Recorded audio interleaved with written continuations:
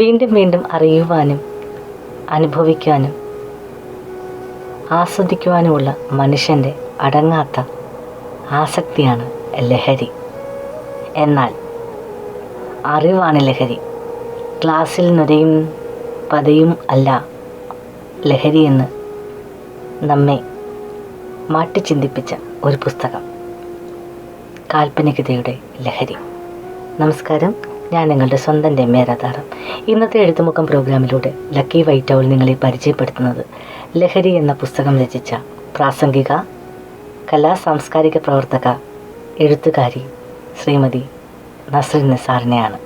ഇന്നത്തെ വീഡിയോയ്ക്കൊരു പ്രത്യേകതയുണ്ട്.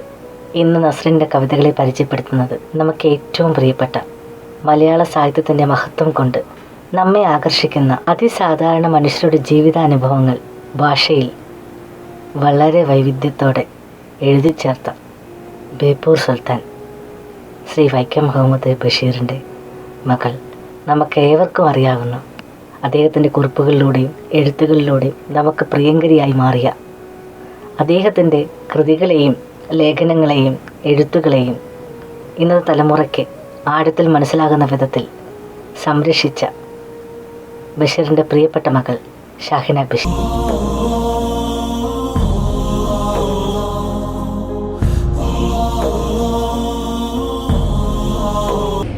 നസ്രീൻ നിസാറിൻ്റെ ലഹരി എന്ന പുസ്തകമാണിത്. നല്ല പുസ്തകമാണ്. ഞാൻ മുഴുവൻ കവിതകളും വായിച്ചു. അതിൽ പ്രിയപ്പെട്ടൊരു കവിത ഉണ്ട്, വാക്ക് എനിക്ക് ഇത്രമേൽ പ്രിയമാകുന്നു എന്നുള്ള കവിത ഞാൻ വായിക്കാം.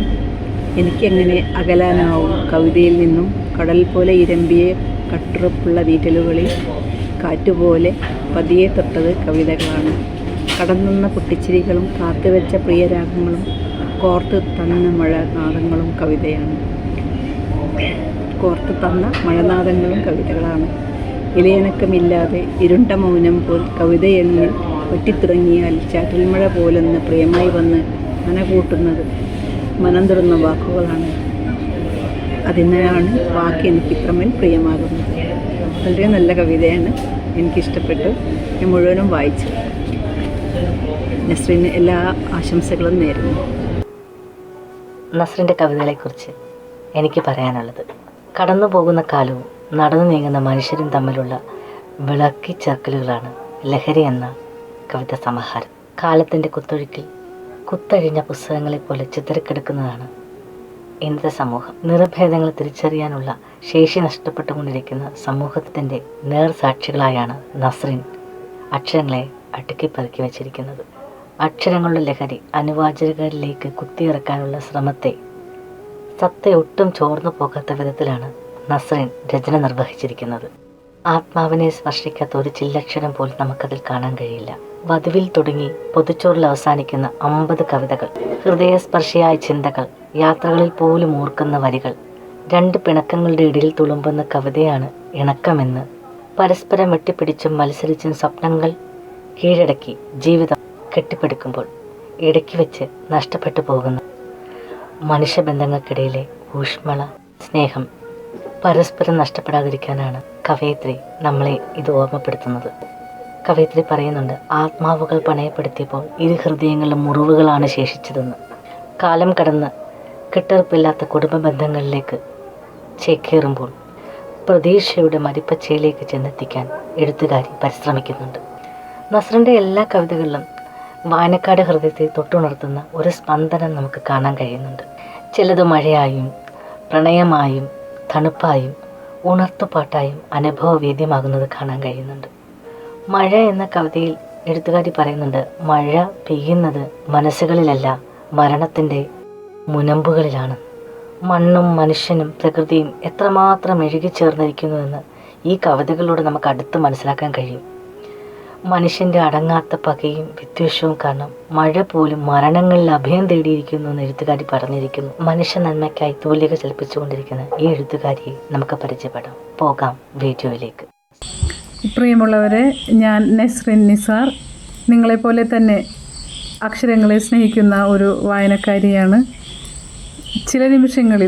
വല്ലപ്പോഴും ചില നിമിഷങ്ങളിൽ അക്ഷരങ്ങൾ എന്നിലേക്ക് ഇറങ്ങി വന്ന് കവിതകളായി പുനർജനിക്കാറുണ്ട്.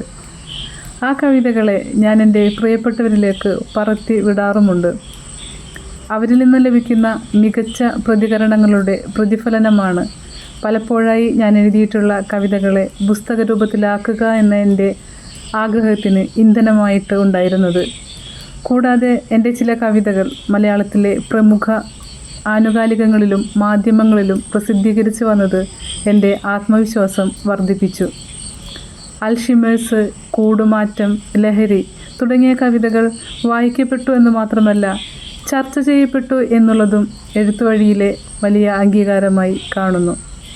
ഇപ്പോഴിതാ എൻ്റെ ആദ്യ കവിതാ സമാഹാരം ഇക്കഴിഞ്ഞ മാർച്ച് 16 ലക്കി വൈറ്റ് പബ്ലിക്കേഷൻസിൻ്റെ കീഴിൽ പ്രസിദ്ധീകൃതമായിരിക്കുകയാണ്.